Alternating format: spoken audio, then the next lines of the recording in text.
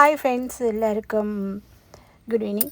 இன்றைக்கி பார்த்திங்கன்னா நம்ம வந்து ரோஸ்மெரி கேக்கு தான். இந்த கேக்கு பார்த்திங்கன்னா பார்க்குறதுக்கு ரொம்ப அட்ராக்ஷனாக இருக்குது. அது உடனே நம்ம ஈஸியாக செய்யலான்னு நம்ம நினைப்போம், ஆனால் உண்மையாக கிடையாதுங்க. இது வந்து ஒன்றுத்துக்கு 10 வாட்டி ட்ரை பண்ணால் தான் நம்மளுக்கு கேக் தெரியாதவங்களுக்கு கற்றுக்கவே இல்லை.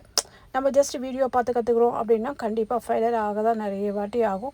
ஆனால் அதுலேயும் திருப்பி மீண்டும் நமக்கு செய்ய நமக்கு அளவு நம்மளுக்கே தெரிஞ்சிடும். நம்ம வந்து கிளாஸஸ் போகணும் அந்த மாதிரிலாம் ஒன்றும் தேவையே இல்லை, ஈஸியாகவே கற்றுக்கலாம். இது நானும் அந்த மாதிரி தான் நிறைய வாட்டி ஃபெயிலியர் ஆகிட்டேன். அதுக்கப்புறமா தான் இப்போ வந்து ஒரு கேக்கு அப்படின்னா என்ன அதோட அர்த்தம் நானே புரிஞ்சுக்கிட்டேன். மாவு பார்த்திங்கன்னா நான் ஒரு கப் அளவு எடுத்துக்கிட்டேன். ஒரு பிஞ்சு வந்து உப்பு போட்டுட்டு மாவு நம்ம நல்லா ஜெலிக்கணும். அதை வந்து ஒரு 1 or 2 டைம்ஸ் நல்லா ஜெலிச்சு எடுத்து மாவு மாற்றி வச்சிடலாம். முட்டை வந்து பார்த்திங்கன்னா நான் வந்து நம்மளுக்கு சொல்கிறது வந்து 4 முட்டைன்னு சொல்லுவாங்க. கண்டிப்பாக 4 முட்டையில் வந்து அவ்வளோ எனக்கு ப்ளஃபிங் வரும்னு எனக்கு தோணலை. நான் வந்து எக்ஸ்ட்ரா வந்து 2 போட்டு 6 முட்டையை நான் பண்ணிட்டேன். 6 முட்டையை நல்லா பீட் பண்ணிட்டேன். பீட் பண்ணிவிட்டு அப்புறமா பார்த்திங்கன்னா நல்லா நுரையும் நல்லா வந்து திக்கான நுரை வந்துருச்சு. சுகர் வந்து நான் ஒரு கப் அளவு எடுத்துகிட்டு இருந்தேன். அதை கொஞ்சம் கொஞ்சமாக போட்டு நல்லா கிரைண்ட் பண்ண ஆரம்பிச்சிட்டேன் நான். அது நல்லா சுகர் போட்டாலும் நம்மளுக்கு வந்து நல்லா போட்டு நல்லா சாஃப்டாக நம்மளுக்கு தெரியும். அதுக்கப்புறம் நம்ம வந்து மாவு கொஞ்சமாக போட்டுருந்தோம். மாவு போட்ட அப்புறமா கொஞ்சமாக எண்ணெயை ஊற்றிட்டு அதுக்கப்புறமா வந்து அது நல்லா கொஞ்சம் மிக்ஸ் ஆன அப்புறமா கொஞ்சமாக வந்து பாலில் வந்து கலர் ரோஸ்மெரி கலர் வந்து எடுத்துக்கலாம். சில பேர் வந்து கலரை வந்து நிறைய அட்ராக்ஷனுக்காக போடுவாங்க. நான் யூடியூப்லலாம் நான் பார்த்துருக்கேன். ஐயோ நல்லா இவ்வளோ கலராக இருக்குன்னு.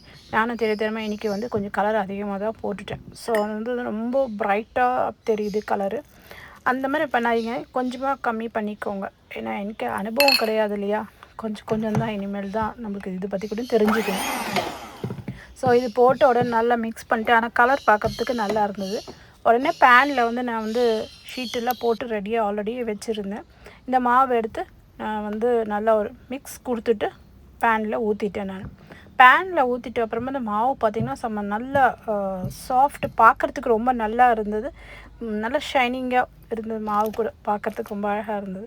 அப்படியே தூக்கி ஓவனில் வச்சுட்டேன். நான் 180 டிகிரி வந்து ஹீட் பண்ணிட்டு இருந்தேன். நான் 10 நிமிஷம் ஹீட் பண்ணிவிட்டு 180 டிகிரி வச்சுட்டு நான் அதுக்கப்புறமா பார்த்தீங்கன்னா ஒரு கரெக்டாக ஒரு 40 நிமிஷம், உண்மையாக வந்து 40 நிமிஷம் தான் சொல்கிறாங்க, கிடையாதுங்க. எனக்கு வந்து அதிகமாகவே 50 நிமிஷம் பிடிச்சது, உண்மையாக இது தான். அதுக்கப்புறமா இது தான் நடந்தது. நான் என்ன பண்ணேன், ஆஃப் பண்ணிட்டு அப்படியே உள்ளே வச்சுட்டேன். அதனால் இந்த கலர் உடனே எடுத்து தான் நல்லா இருந்திருக்கும். ஓகே ஃப்ரெண்ட்ஸ், தேங்க்யூ ஃபார் வாட்சிங்.